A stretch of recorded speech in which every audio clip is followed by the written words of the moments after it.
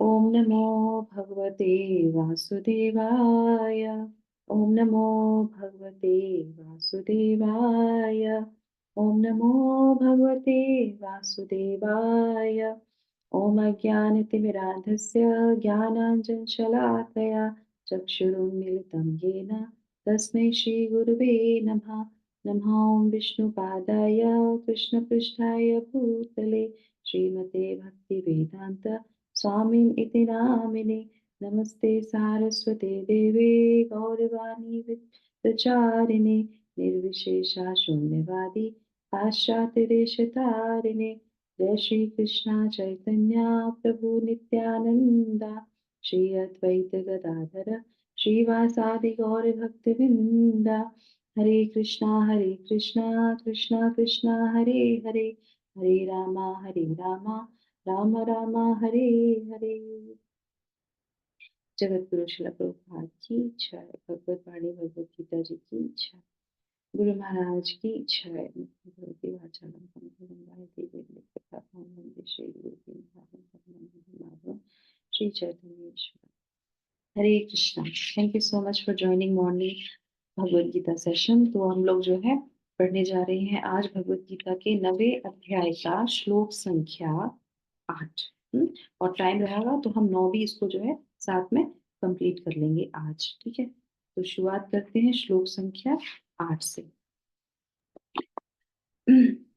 प्रकृतिं स्वामवष्टभ्य विसृजामि पुनः पुनः।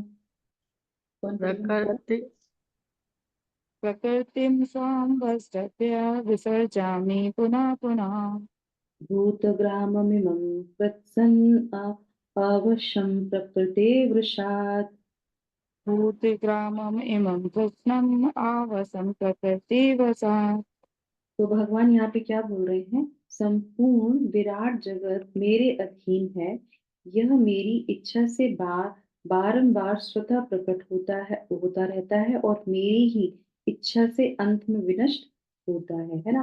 तो क्योंकि पिछले श्लोक में क्या था? पिछले श्लोक में बोलते हैं कि कल्प के अंत होने पे सारे प्राणी प्रकृति में प्रवेश करते हैं और अन्य कल्प के आरंभ में होने पर भी उन्हें मेरी शक्ति से पुनः उत्पन्न करता हूँ। तो ये कैसे होता है, ये प्रक्रिया कैसे चलती रहती है, आप कैसे करते हैं? तो भगवान बताते हैं।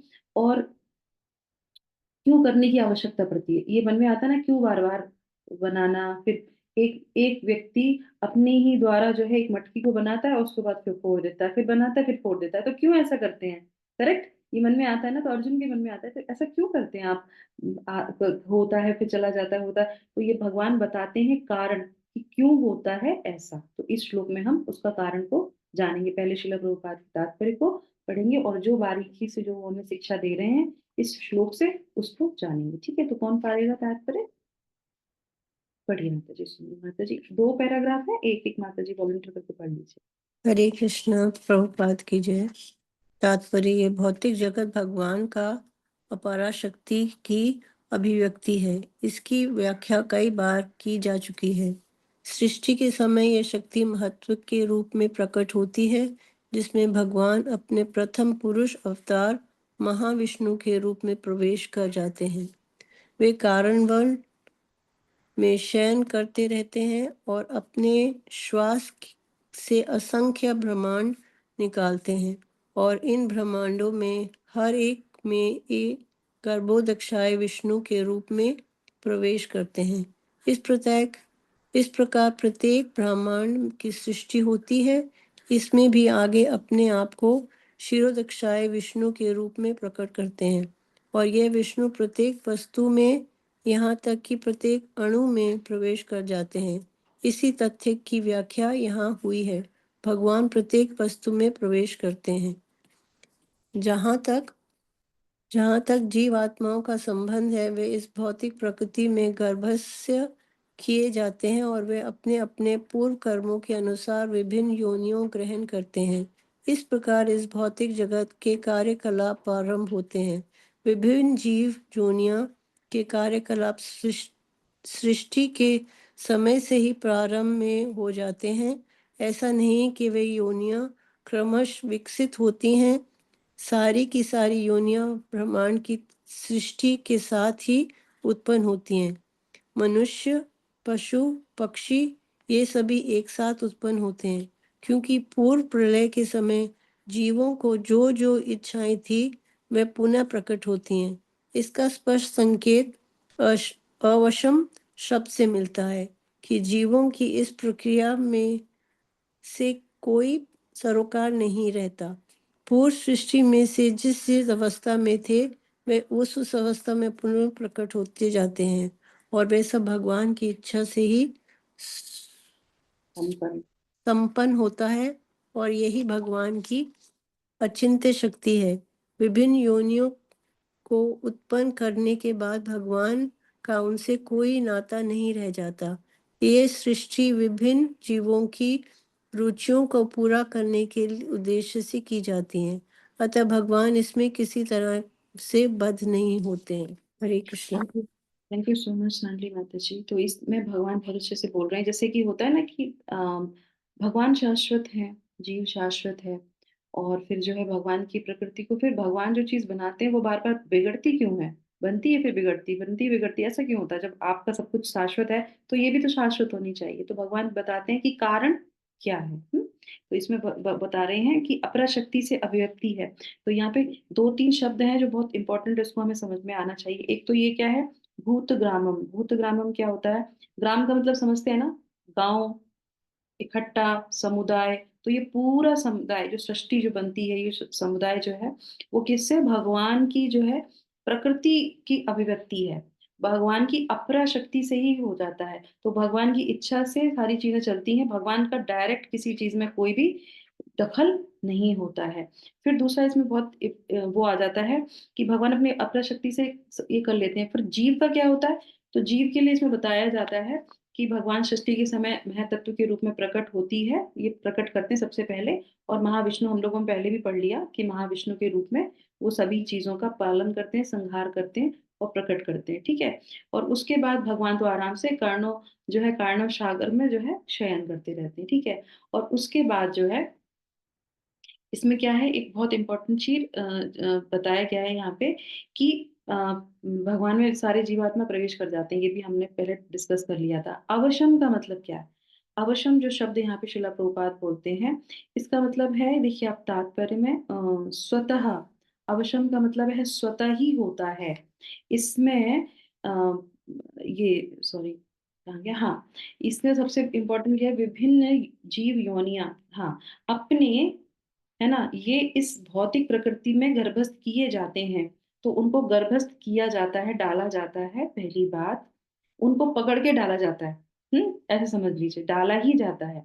दूसरा क्या है, अपने अपने पूर्व कर्मों कर्मों के अनुसार विभिन्न योनियां ग्रहण करते हैं।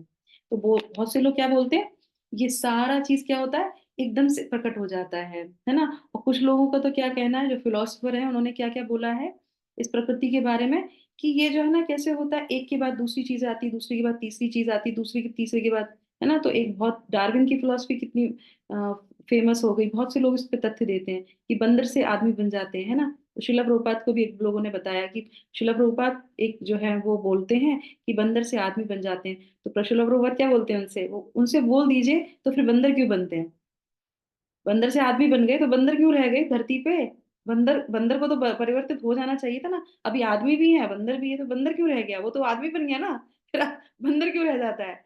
तो बोले ये सारे तथ्य गलत हैं। भगवान जब भगवद गीता में कह रहे हैं कि सब एक साथ प्रकट होते हैं, और क्यों प्रकट होते हैं, कि जिसकी जो इच्छाएं अंदर रह जाती हैं। अब यहाँ पे हमारे लिए इतना सुंदर सीखने के लिए है कि जो जीव है वो बेवश, अवशाह मतलब बेबस रहता है। और किस लिए बेबस रहता है? सिर्फ इच्छा की वजह से। इच्छा है उसको मांस खाने की। तो क्या हुआ, ये प्रलय हो गया, वो जो है चले गए भगवान में, अब दोबारा से वो निकले। अब आप देखिए भगवान की कितना बड़ा कार्य करते हैं भगवान, है ना। कितने बार जब वो प्रलय बाद में, भगवान के लिए तो कुछ नहीं, भगवान के लिए तो श्वास के जैसा है, श्वास लिया छोड़ा। पर वैसे देखेंगे अगर प्रकट और अप्रकट की ये पूरी सृष्टि जो है, गर्भोदक्षाई विष्णु से फिर जो है ब्रह्मा निकलते हैं, फिर ब्रह्मा जी और चीजों को प्रकट करते हैं, सबको बनाते हैं। तो जैसे ही वो हमने उन्होंने जीव को निकाला, जीव को निकाला, उसका सारा डाटा निकाला, फिर देखा अच्छा क्या है इसके अंदर रह गया है, इसके अंदर रह गया है, इसको मांस खाना है, ठीक है जाओ, क्या बन जाओ, शेर बन जाओ। उन उन श्रेणी में जाओ जहाँ पे क्या है, तुमको मांस ही मांस मिलेगा, तुमको खून ही खून पीना पड़ेगा। करेक्ट। अब क्या करना है, हमको बहुत सोना है, हमको बहुत नींद आती है, जाओ अजगर बन जाओ, जाओ पूरे दिन सोते रहो, कुछ काम नहीं है तुम्हारे लिए। करेक्ट। तो जो हमारी इच्छा है वैसे ही भगवान हमको उस योनि में, इसीलिए तो इतनी सारी 84 लाख योनियां क्यों बनी है। सैंपल है ये, सारे सैंपल बना के रखे हुए हैं। अब जो जीव आएगा उसके बाद भगवान कहेंगे अच्छा ये किस सैंपल में जाएगा, इस सैंपल में जाएगा, उसको वहां पे भेज दिया। तो भगवान इस तरीके से करते हैं। तो सारी सृष्टि जो है सिर्फ और सिर्फ इच्छा मात्र से प्रकट होती है, और जीव की अपनी खुद की इच्छा से जो है ये सारी चीजें होती है। तो हमारे लिए यहाँ पे बहुत सुंदर जो है शिक्षा मिलती है हम लोगों को, कि हम लोग जो है बार बार उसी इच्छा में प्रकट कर दिए जाते हैं, और ये सब भगवान की इच्छा से ही संपन्न होता है। यह भगवान की अचिंत्य शक्ति है। अब इसको कोई मुझे कोई भी ये साइंटिस्ट ये नहीं कंफर्म कर सकता कि हाँ इस तरीके से जो है हम सब चीजें मैनेज कर सकते हैं, बना सकते हैं, कुछ भी नहीं है। जैसे मान लीजिए एक उदाहरण के रूप में अगर कोई कहता भी है कि ऐसे प्रकट हो गया सब कुछ बहुत सुंदर तरीके से, तो वो बच्चे की तरीके से, क्योंकि उसको पीछे की साइंस नहीं पता है। भगवान बता रहे हैं, जैसे मान लीजिए हम लोग किसी मॉल में जाते हैं, है ना, तो हम जब मॉल में जाते हैं तो आजकल क्या है, ऑटोमेटिक दरवाजे खुलते हैं कि नहीं खुलते हैं। तो हमको पता है कि इसके पीछे क्या है, इसके पीछे जो है इंजीनियरिंग काम कर रही है। करेक्ट। पर बच्चा जाता है, कहते हैं अरे वाह, हम मॉल में गए थे तो वहां पे दरवाजा अपने आप खुल गया था। फिर बच्चा क्या करता है, उसको बहुत अच्छा लगता है, फिर जाता है, दरवाजा खुलेगा, फिर बाहर आएगा, फिर बंद हो जाएगा, फिर जाएगा, क्योंकि उसको तो मजा आ रहा है। पर उसको साइंस नहीं पता। करेक्ट। उसको साइंस नहीं पता वो कि ये होता क्यों है। तो कल ही हम लोग जब मंदिर में लेक्चर सुन रहे थे प्रभु जी का, तो बहुत अच्छी तरीके से यही चीज रिपीट कर रहे थे, श्रील प्रभुपाद के शब्दों को रिपीट कर रहे थे। क्योंकि हम, ये जो घर है, गृहस्थी है, ये हमारा परिवार है, सब कुछ है, हमको इतना अच्छा लगता है, हमको इतनी आसक्ति होती है, और हम इतना उसको कंट्रोल करके रखते हैं कि नहीं जो हम कहेंगे वैसा ही होगा, जो हम चीज चाहेंगे वैसा ही होगा। पर ऐसा नहीं है, ये नई चीज नहीं है। कितनी बार माँ बने होंगे, कितनी बार पिता बने होंगे, और देखिए स्त्री और पुरुषों में भी कितना अंतर है। हमारी इच्छा थी कि हम भोगे जाएं तो हमें स्त्री बना दिया गया, और हमें हमें जो है कंट्रोल करने का चाहिए था तो हमको पुरुष बना दिया गया। तो ये भी है, इच्छा से ही होता है। स्त्री बनने की इच्छा होगी तो स्त्री बन जाएंगे, पुरुष बनने की इच्छा होगी तो पुरुष बन जाएंगे, है ना।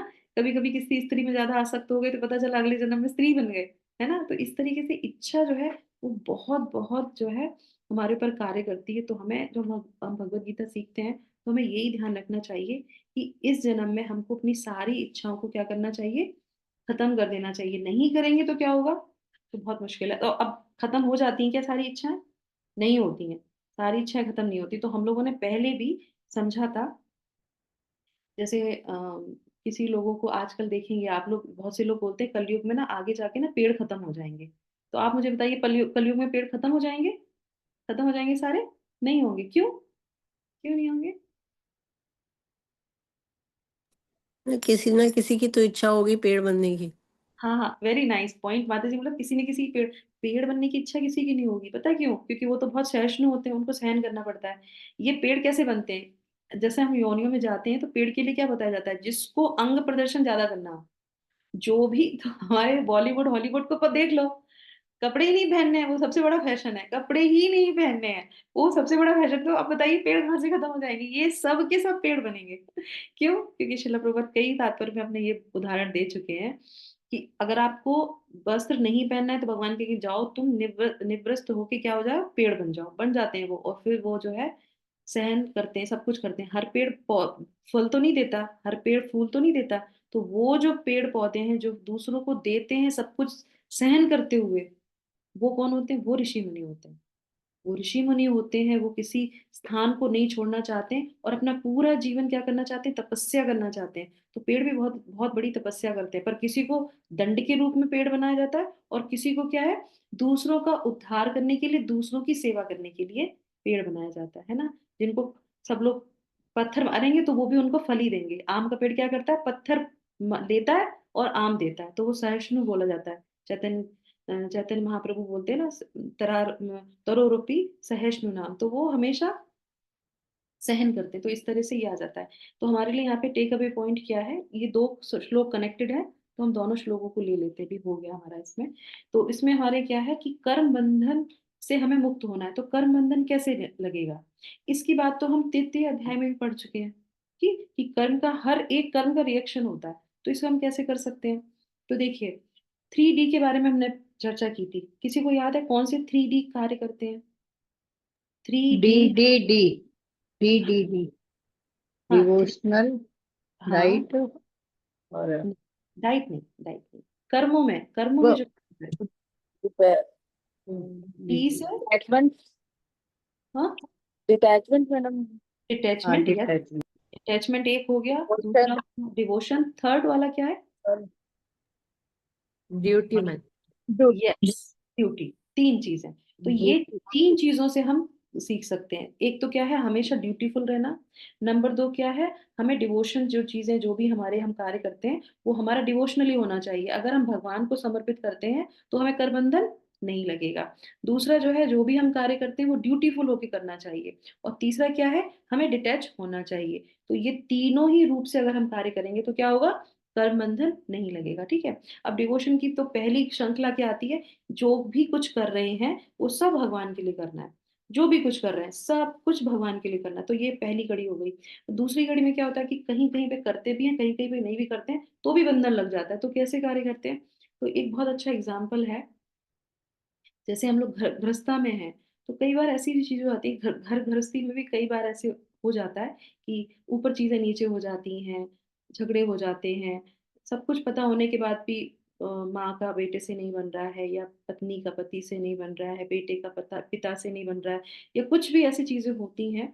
तो उसमें हमें क्या करना चाहिए, उसमें हमें ध्यान रखना चाहिए, क्योंकि डिवोशन चीज तो बहुत बड़ी चीज होती है। उसमें आते आते आते आते पूरी लाइफ लग जाती है। अगर हम प्रैक्टिस करते करते भी जब समस्या आती है ना, तो रियल डिवोशन सामने आता है कि हम डिवोशनल हैं या नहीं है। करेक्ट।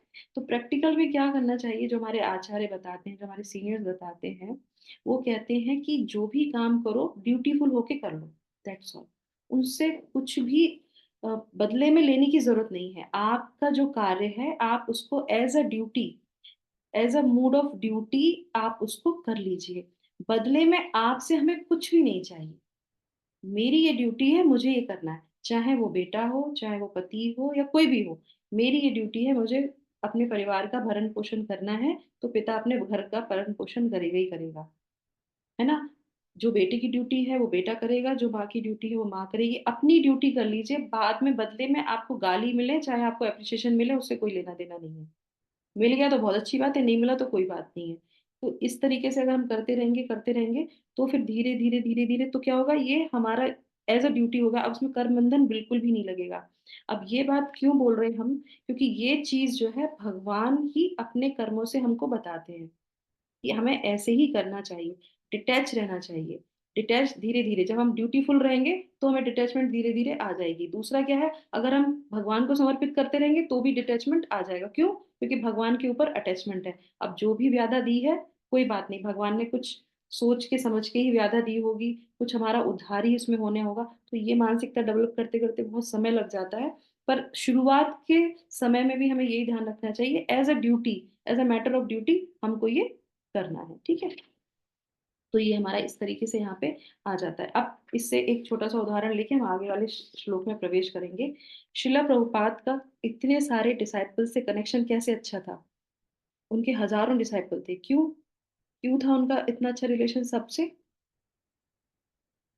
कोई बता सकता है? He was very clear in his programs, hmm. and he was pure. Pure थे, क्लियर थे। क्लियर भी क्यों थे? क्योंकि वो जब किसी के साथ कार्य करते थे, या उनके जो वो डिसाइपल्स थे, तो वो क्या करते थे कि उनके मनोभाव के हिसाब से कार्य करते थे। वो जो चाहते थे उसके हिसाब से कार्य करते थे। वो अपनी चीजों को ज्यादा थोपते नहीं थे। जैसे उन्होंने देख लिया कि ये व्यक्ति में अकाउंट बहुत अच्छा कर लेता है ना, उसका इंटरेस्ट इसमें है, तो क्या कर दिया, उसको वो अकाउंट का कार्य दे दिया, अब तुम इसको संभालो। तभी उन्होंने कितने, 10 साल के अंदर 108 टेम्पल कैसे स्टेब्लिश कर लिए। एक टेम्पल में जाते थे, सारी चीजें व्यवस्था करते थे, सबको देखते थे, बताते थे, हो गया, और वहां से निकल के दूसरे टेम्पल की तरफ आ गए, दूसरे टेम्पल को स्टेब्लिश करना शुरू कर दिया। तो दूसरे के हिसाब से उन्होंने उसका रिलेशन बनाया। हम क्या करते हैं, हम अपने हिसाब से रिलेशन बनाते हैं, जो हमको पसंद है हम उसके हिसाब से कार्य करना प्रारंभ करते हैं। समझ में आया? समझ में आ रही चीजें? जैसे मान लीजिए हम भगवान के पास जाते हैं तो हम भगवान से क्या कहते हैं, भगवान हमें तो आपका मित्र बनना है। तो भगवान क्या कहते हैं, हाँ ठीक है हम तुम्हारे मित्र बन जाएंगे। वो कहते हैं कि भगवान हमें आपसे जो है, आप ये हमारा कार्य कर दीजिए तो फिर हम आपके लिए ये कर देंगे। तो भगवान कहते हैं ठीक है डील पक्की, अब हमारी तुम्हारे से क्या होगी, डीलिंग हो जाएगी। करेक्ट। तो जो हमारा मनोभाव होता है हम उसके हिसाब से भगवान से भी रिलेशन बनाते हैं। पर भगवान ऐसा नहीं करते हैं। भगवान कहते हैं तुम्हारी जो इच्छा हो कि तुम वो बोलो, हम तुम्हारे लिए वैसा कार्य कर देंगे। हमारी तरफ से कुछ नहीं है। तो जो तुम्हारा है हम उस हिसाब से कार्य कर देंगे। तुम्हें माँ को तुमको जो पसंद है मैं वो बना दूंगी। मैं जो बना रही हूँ वो तुमको खाना ही खाना है, ऐसा नहीं है। समझ में आया। तो अगर हम अपनी चीजों को किसी पे थोपेंगे तो कर बंधन लग जाएगा। उसने जो बोला हमने वो कार्य कर दिया। जैसे मान लीजिए किसी के घर में मेहमान आ गए, बिना फोन किए बिना बताए आ गए, तो अब क्या करेंगे, बाहर निकाल देंगे उनको। मेहमान तो अचानक ही आते हैं। करेक्ट। तो उस समय हमारी ड्यूटी क्या है, जो भी हमारे घर में आया उसको एज अ रिस्पेक्ट उसको बिठा लेंगे, उसको पानी देंगे, उसको खाना देंगे। करेक्ट। हम्म। अब वो क्योंकि आया है, किसी कारण से आया, किसी कारण से आया, वो आपको बताएगा कि हमें ऐसा कार्य ठीक है हम आपके लिए कर देंगे। हमने अपनी तरफ से कोई प्रस्ताव पहले नहीं रखा। और जब हम अपनी तरफ से पहले प्रस्ताव रखते हैं या पहले कोई चीज करना शुरू करते हैं तो वहीं से हमारा कर्म बंधन लग जाता है। अगर उसमें भगवान नहीं है, भगवान है, भगवान के लिए कोई कार्य किया जा रहा है तो बिल्कुल भी कर्म बंधन नहीं लगता। आई होप क्लियर हो गया ये चीज। तो ड्यूटीफुल रहना है। और जैसा भगवान चाहते हैं हमें वैसा करना चाहिए, या फिर सामने वाला जैसा चाहता है वैसा हमें कर देना चाहिए। तो हमें कर्म बंधन बिल्कुल नहीं लगा, उसी को लगेगा, हमको नहीं लगेगा। तो इस तरीके से हमें अलग रहना चाहिए। अब ये बात भगवान जो है यहाँ पे अपने उदाहरण से बताएंगे अगले श्लोक में। तो हम पहले अगले श्लोक को भी पढ़ लेते हैं। क्या समय बचा है, ठीक है हो जाएगा अभी। तो श्लोक संख्या 9। ठीक है। तो मेरे पीछे कौन माता जी है वो वॉलंटियर कर सकते हैं। माता न, जी मैं पढ़ हाँ, न च माम तानि कर्माणि न च ममतानि कर्माणि निबध् निबध्नन्ति धनंजय निबध्नन्ति धनंजय उदासीनवदासीनम् उदासीन वदासीनम् असक्तं तेषु कर्मसु। असक्तं तेषु कर्मसु।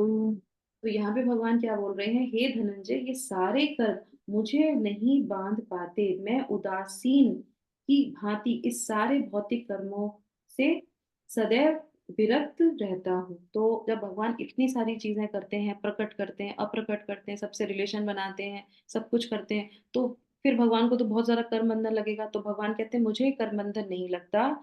मैं क्यों, क्योंकि इसलिए क्योंकि ये मैं उदासीन होके कार्य करता हूँ। तो हमें सबसे पहले हमने क्या सीखा कि हमें जो हम यहाँ पे बार बार आते हैं वो इसलिए आते हैं क्योंकि हमारी इच्छाएं रहती हैं। इच्छाओं की वजह से हम बार बार फंस जाते हैं। तो हमें कर्म वैसे करने चाहिए जो भगवान की तरफ पूरी तरह से जो है समर्पित हो। और अगर हम अभी उस स्टेज पे नहीं पहुंच पा रहे कि सब चीजें कर पाए, तो जो भी हम कार्य कर रहे हैं उसको हमें कैसे करना चाहिए, एज अ ड्यूटी करना चाहिए। ठीक है। तो भगवान अपना उदाहरण देते हैं कि मैं भी सारी चीजें करता हूँ उदासीन व्रत रह के, उदासीन वत। तो उदासीन वत के बारे में भगवान इसमें बताते हैं। यस, तात्पर्य पढ़ेंगे। हरे कृष्ण। तात्पर्य जगत गुरु श्रील प्रभुपाद की जय। इस प्रसंग में यह नहीं सोच लेना चाहिए कि भगवान के पास कोई काम नहीं है। वे अपने वैकुंठ लोक में सदैव व्यस्त रहते हैं। ब्रह्म संहिता में 5.6 में कहा गया है, आत्मा रामस्य तस्यास्ति आत्मा रामस्य तस्यास्ति प्रकृत्या न समागमः। वे सतत दिव्य आनंद में आध्यात्मिक कार्यों में रत रहते हैं, किंतु इन भौतिक कार्यों से उनका कोई सरोकार नहीं रहता। सारे भौतिक कार्य उनकी विभिन्न शक्तियों द्वारा संपन्न होते रहते हैं। वे सदा ही इस सृष्टि के भौतिक कार्यों के प्रति उदासीन रहते हैं। इस उदासीनता को ही यहाँ पर उदासीन वत कहा गया है। व्यक्ति छोटे से छोटे भौतिक कार्य पर उनका नियंत्रण छोटे से छोटे भौतिक कार्य पर उनका नियंत्रण रहता है, किंतु वे उदासीन वत स्थित रहते हैं। यहाँ पर उच्च न्यायालय के न्यायाधीश का उदाहरण दिया जा सकता है, जो अपने आसन पर बैठा रहता है। उसके आदेश से अनेक तरह की बातें घटती रहती है। किसी को फांसी दी जाती है, किसी को कारावास की सजा मिलती है, तो किसी को प्रचुर धनराशि मिलती है। तो भी वह उदासीन रहता है, उसे इस हानि लाभ से कुछ भी लेना देना नहीं रहता। इसी प्रकार भगवान भी सदैव उदासीन रहते हैं, जबकि प्रत्येक कार्य में उनका हाथ रहता है। वेदांत सूत्र में 2.1.34 में कहा गया है, वे वैषम्यनैर्घृणैः न, वे इस जगत के द्वंद्वों में स्थित नहीं है, वे इन द्वंद्वों से अतीत है। न ही जगत की सृष्टि और प्रलय में भी उनकी आसक्ति रहती है। सारे जीव अपने पूर्व कर्मों के अनुसार विभिन्न योनियां ग्रहण करते रहते हैं और भगवान इसमें कोई व्यवधान नहीं डालते। हरे कृष्णा, हरि बोल। Thank you so thank you much. So much जी। हरे कृष्णा। तो यहाँ पे भगवान बहुत सुंदर तरीके से शिला प्रभुपाद इसमें बताते हैं, उदासीन वत करके रहना चाहिए। उदासीन का मतलब क्या होता है? न्यूट्रल। न्यूट्रल रहना है बस। कोई भी स्थिति हो न्यूट्रल रहते हैं वो। इतनी सब कुछ चीजें वो प्रकट करते हैं, प्रकट करते हैं सब कुछ, फिर उनको कोई बंधन नहीं लगता। क्यों? क्योंकि वो होते हैं मैं उदासीन व्रत बन के रहता हूँ। तो क्या है यहाँ पे? धनंजय बोल रहे हैं सब कुछ होने के बाद भी क्या करना है तुमको? न्यूट्रल रहना है। धनंजय, आपके पास सब तरह का धन है, उसके बाद भी क्या करना है? न्यूट्रल रहना है आपको, है ना? तो सबसे पहला हमारा यहाँ पे शब्द से ही हमको पता चलता है कि वो अब भगवान उनको धनंजय कह के बोल रहे हैं। तो यहाँ पे बोल रहे हैं कि अपने वैकुंठ में वो सदैव व्यस्त रहते हैं, उनको मटेरियल चीजों में कोई फंसने की जरूरत नहीं है। और वो बोला गया कि किंतु इन भौतिक कार्यों से उनका कोई सरोकार नहीं होता। मतलब आध्यात्मिक, सॉरी, भौतिक चीजों से इनको कोई सरोकार नहीं होता है। हमने इच्छा की, हमको यहाँ पे आना है, भोगना है। जैसे अभी परसों के हम लोग कल पिछले वाले श्लोक में हम लोग चर्चा कर रहे थे ना कि प्रकृति क्यों बनाते हैं भगवान। भगवान को एंजॉय करने की जरूरत नहीं है इस प्रकृति में। क्यों? वो ऑटोमेटिकली अपने लोक में एंजॉय कर रहे हैं, उनको आराम से वो संतुष्ट है वहां पे, उनको कुछ नहीं है जरूरत। पर वो तुम चाहते हो इसलिए यहाँ पे वो प्रकट करते हैं, अप्रकट करते हैं, सारी सृष्टि को चलाते हैं कि तुम अपना सारी जो संतुष्टि है वो कर लो और उसके बाद मेरे से रिलेशन बना लो। इसलिए फिर वो आते हैं अपने। आज जैसे आज सुबह शिक्षा में भी संतोषी माता जी बहुत अच्छे से बता रही थी कि यदि आचरती श्रेष्ठा, तो यदि आचरती श्रेष्ठा जो श्लोक है उसमें वो अपना ही एग्जाम्पल देते हैं कि मुझे कोई जरूरत नहीं है करने की, पर फिर भी मैं अपने कार्य करता हूँ। तो जब हम इस संसार में आते हैं तो हमें अपने कार्य तो करने ही पड़ेंगे। पर कार्य कैसे करने हैं? या तो भगवान के लिए हमें करना है पूरी तरीके से वो करके, नहीं तो जो भी है न्यूट्रल होके करिए। तो क्या होगा? उसमें जो है कर्म बंधन नहीं लगेगा। तो यहाँ पे क्या है?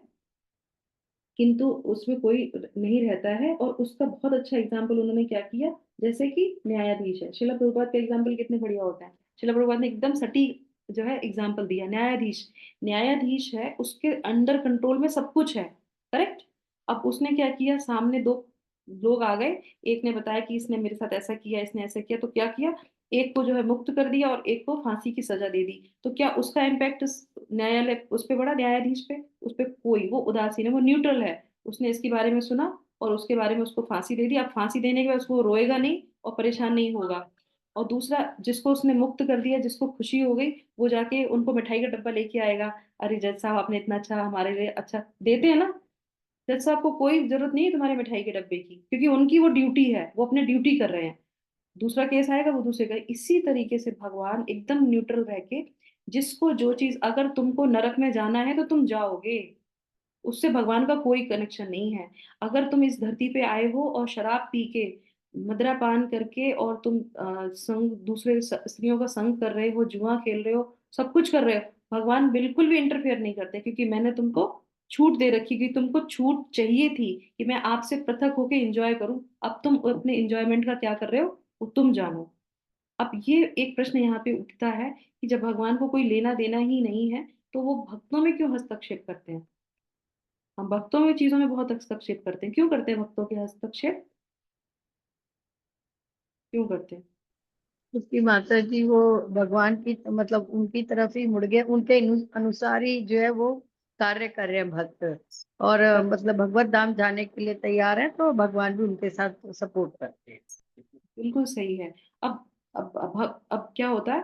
भगवान कहते हैं ना कि जो लोग बिल्कुल भी विश्वसनीय नहीं है, या जो लोग श्रद्धा, अब भगवान अर्जुन से बोल रहे हैं। देखिए पार्शियलिटी जो है यहाँ पे भगवान की। भगवान क्या कहते हैं, तुम मुझसे ईर्ष्या नहीं करते, इसलिए मैं तुम्हें सारी बात बता रहा हूँ।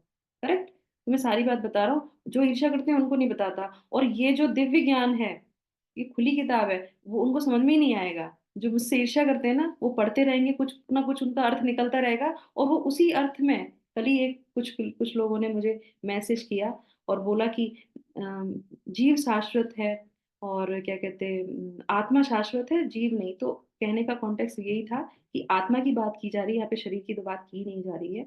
दूसरा क्या है कि प्रकृति जो है अशाश्वत है, जीव शाश्वत है, भगवान शाश्वत है। माया देवी कैसे शाश्वत है? अरे माया तो भगवान की शक्ति है ना। जब सूर्य शाश्वत है तो सूर्य की रोशनी भी तो शाश्वत ही होगी ना, नहीं होगी? तो जिसको जो समझना है वो समझ सकता है, उसमें कुछ नहीं कर सकते हैं। तो यहाँ पे कहने का मतलब क्या है कि जो लोग नहीं समझते वो नहीं समझते, भगवान उनको उसी इल्यूजन में रखते हैं। पर भक्तों के लिए क्यों करते हैं? क्योंकि भक्त क्या करते हैं, पूरी तरीके से भगवान को अपने आप को न्यौछावर कर देते हैं कि आप जो कहेंगे मैं वैसा ही करूंगा, आप जितनी बुद्धि देंगे मैं वैसा ही बोलूंगा। तो भगवान कहते ठीक है, अब उसने किया गलत काम, ठीक है, उसने कुछ उससे गलती हुई, तो भगवान क्या करते हैं, उसको वहीं पे करेक्ट करते हैं, उसको वहीं रेसिप्रोकेशन करते हैं, वहीं पे इंटरफेयर करते हैं। जिस तरीके से हम अपने बच्चे पे सारा कंट्रोल करते हैं, मुझे चॉकलेट चाहिए, उसकी इच्छा हो रही है ना चॉकलेट खाने की, उसको स्वतंत्रता है, वो खा सकता है, पर माँ कहेगी तुमको चॉकलेट नहीं देंगे। क्यों? क्योंकि वो उसका बच्चा है। दूसरे बच्चे हैं और कोई बच्चे हैं, वो चॉकलेट खाएंगे, क्या करेंगे, ड्रग्स लेंगे, वो सबको जाके तो टोक नहीं सकती, अपने बच्चे को टोक सकती है, करेक्ट? क्योंकि बेटा मैं सबको तो नहीं बोल सकती, मैं तुमको बोल सकती हूँ क्योंकि तुम मेरे अंडर में हो, तुम मेरे शरण में हो, इसलिए। अब वो बच्चा कहेगा मुझे तुम्हारे से कोई रिलेशन नहीं, मैं तुमसे अलग रहना चाहता हूँ। अगर वो अलग चला गया तो हम जाके उसको जाके टोकेंगे, अब तुम अलग रह रहे हो, तुम्हारी इच्छा है, तुम्हें जिससे शादी करनी है शादी कर लो, जिसके साथ रहना हो उसके साथ रह लो, ऐसे ही तो होता है। तो छोड़ देते हैं उसको। तो इस तरीके से अगर हम भगवान की शरण में नहीं रहेंगे तो भगवान इंटरफेयर नहीं करेंगे। तो आप सोचिए, करना चाहिए कि नहीं करना चाहिए? 100% करना चाहिए, नहीं तो क्या होगा, हम लोग बार बार जन्म लेंगे बार, क्योंकि हमारी जो स्वतंत्रता है हम लोग हमेशा मिसयूज करते हैं, आज दिन तक उसको मिसयूज ही करते आ रहे हैं। तो हमें सिर्फ और सिर्फ एक लाइन से हमें ये समझ में आना चाहिए कि हमको ये जन्म भगवान की अनन्य भक्ति करने के लिए ही मिला है। ये शरीर, ये इंद्रियां सिर्फ और सिर्फ भगवान की सेवा के लिए हैं। अगर हम नहीं करेंगे तो हम फंसेंगे ही फंसेंगे, दूसरा कोई रास्ता है ही नहीं। ये भगवान की कठोरता नहीं है, ये भगवान की दयालुता है। क्यों? जब हम उनकी तरफ मुड़ते हैं, हमसे वो प्रेम करते हैं कि भाई तुम मेरी तरफ आ जाओ, आएंगे तो हमें मार्गदर्शन देंगे। तो हमें अनन्य भक्ति के द्वारा क्या करना है, भगवान की सेवा करनी है, भगवान के लिए सेवा करनी है, भगवान का ही नाम लेना है। तब हम जाके इस संसार से बाहर निकल सकते हैं। और ऐसा व्यक्ति ही क्या होता है, न्यूट्रल रहता है। पर भगवान के जो भक्त होते हैं वो और भी ज्यादा कृपालु होते हैं। जैसे कि चैतन्य महाप्रभु जब आए भक्त के रूप में, तो जो बिल्कुल शराबी और ऐसे लोग थे उनके ऊपर भी उन्होंने क्या किया, कृपा कर दी। जगाई मधाई जैसे लोगों के पास भी जा जाके बोला। जैसे बहुत से लोगों से बोलते हैं आप भगवत गीता पढ़ लीजिए, आप नाम जप ले लीजिए, वो नहीं करते हैं, नहीं करते ना।